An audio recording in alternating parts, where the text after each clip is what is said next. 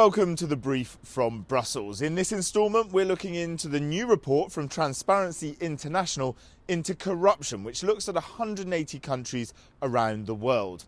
Here in Europe, one of the biggest problems plaguing EU countries is misuse of funds. Europeans taking to the streets to protest corruption in Romania and the Czech Republic.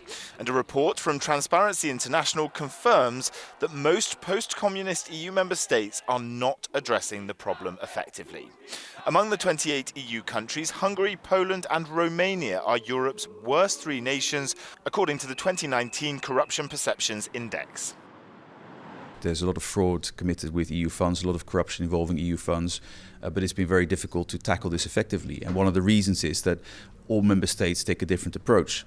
And by having a single European public prosecutor who addresses these issues and tackles them, I think we can have confidence that it'll be easier to take these cases on. But also, Western powerhouses like France and the UK are among the 4 countries that lost at least 3 points on the index in 1 year alone. There is some good news though. Spain improved 4 points and Greece 3 on the index, although Greece is still in the bottom half of global ratings. Transparency International focused this year's report on the risks of private entities financing political parties. It lists Malta as a country to watch closely, since it dropped 6 points on the index since 2015. And with the murder of the anti-corruption journalist Daphne Caruana Galizia remaining unsolved. One MEP from the European Parliament's Budget Control Committee says the EU should intervene. If we have lobbies financing some political parties, the people elected will afterwards feel that they owe them something in return. And this is the beginning of corruption, so we need clearer rules about the financing of political parties. The EU is trying to support whistleblowers and to help fight corruption by adopting a directive that gives them more protection.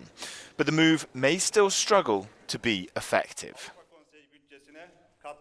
Whistleblowers do play a key role and they do deserve protection. There again, we know what the regulation should be. It's just a matter of translating that regulation into actual practice in our member states. And that passage from the theory to the practice is something that we are looking for. And it could be 2 years before the directive is effective.